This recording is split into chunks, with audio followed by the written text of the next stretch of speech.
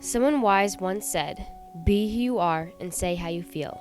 For those who mind don't matter, and those who matter don't mind."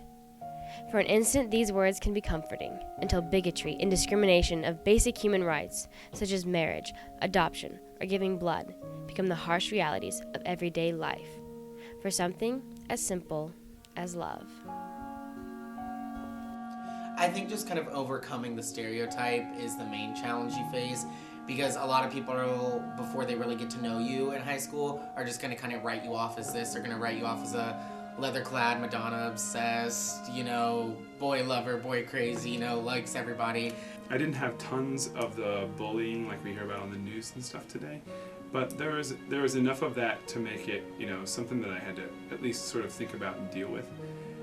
I don't really know about all the challenges because I know he didn't always tell me about them. I wasn't always just aware of it. Some of the problem came in coming out to their own parents, and really feeling comfortable sharing that, just because even though they've lived with these people their whole lives, they really weren't sure what the reaction would be. I sat in her lap and I cried for a very long time before I could utter the words that I'm interested in men.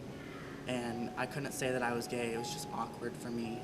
But she told me that she loved me so much. That's the first step in actually coming out to yourself. And that way you can really be comfortable with being yourself and live your life the way you want to and the way that God wants you to. That you can be yourself, live your life the way you want to be, love as much as you want to, be loved as much as you should be. I can't imagine as a parent not being accepting of your child. So to me, that's just a foreign, alien feeling. So I would just tell the parent to listen to what their child has to say and be there for them, support them in everything they do. I feel myself, even when he's not around, fighting for him, just because there's people out there that don't really agree with it. Even if students or parents or teachers don't agree, they need to allow people to express their individual identities, and school has to be a safe place. Well, my big thing is that I hate it when people use the word faggot. I cannot stand that word, it makes me cringe, so I feel like not using that word and not using other derogatory words like that would help a lot of people feel more comfortable. Like, it makes me feel uncomfortable when they use those words, so, imagine what it does to someone who's actually gay.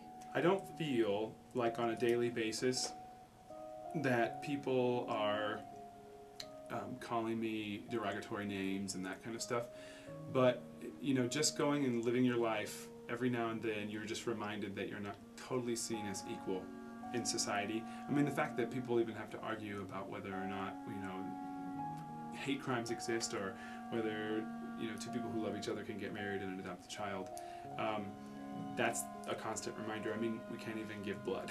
So those are the sorts of ways that I feel discriminated against, and those are almost worse because those are like basic human dignity kind of things. Like, everybody deserves these rights. My best friend is gay. My son is gay. My brother is gay.